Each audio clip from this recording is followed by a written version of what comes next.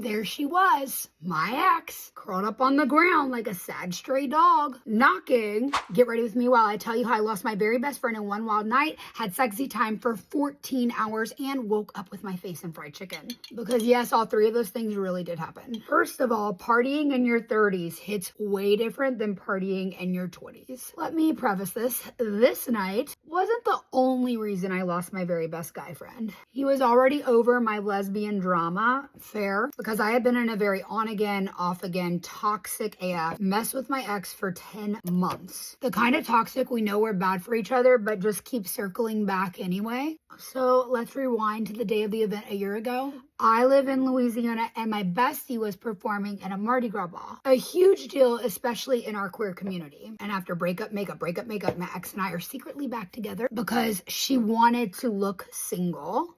Hindsight is 2020. Still, tickets to this ball are extremely expensive and rare to get your hands on, so there was no canceling. Plus, I needed to support my guy friend, and let's be honest, I wanted to show up looking so good to make my ex suffer. Here's where the chaos begins. I rented a dress that was 4 sizes too big.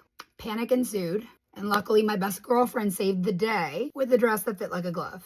I show up looking confident on the outside, but completely broken on the inside and anxious. My ex is there with her friends, ignoring me like I don't matter, like we don't even know each other, acting like we didn't even sleep together the night before. The night goes on and I'm trying to keep it together. I'm cheering for my bestie while he's performing, but honestly, I could barely stand up at this point. Later, my ex's friend cornered me in the bathroom, blaming me for the breakup trauma. Love that for me. And the stress got to me.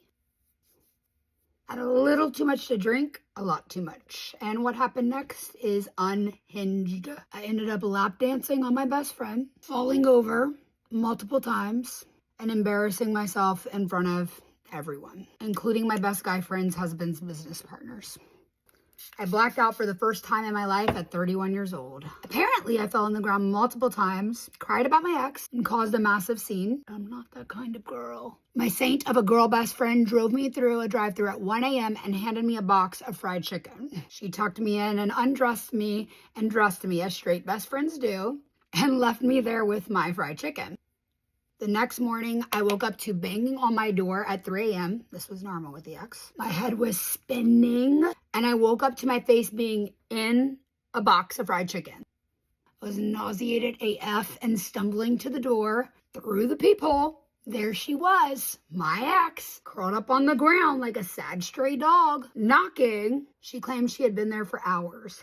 When I let her in, I tried to run the bathtub to collect myself, but I couldn't even make it there. When my ex pulled Zofran out of my cabinet, I was so grateful I had stocked up from Wisp. It turned my morning from feeling like I was going to just be puking to feeling able to have toxic makeup sexy time. The lesbian drama. After nursing me back to health, we proceeded to have sexy time for 14 hours. It was a weekend and lesbians can do that. Bathroom breaks, snack breaks, bath breaks, you get it. It was great for my body, but horrible for my heart. At least I had Zofran or none of that would have happened. I would have been too queasy. After that, things with my best guy friend were never the same. Looking back, I get why he cut me off. He said I embarrassed him, and he's right.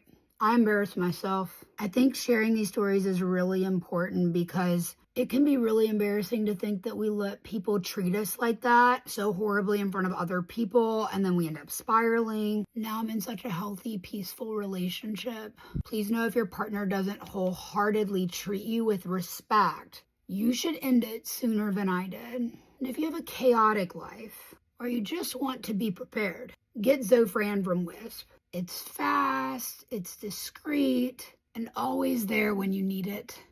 I always keep a link in my bio for you to order now. And I would never tell you guys to just order random things from anyone. I've worked with Wisp for like 3 years.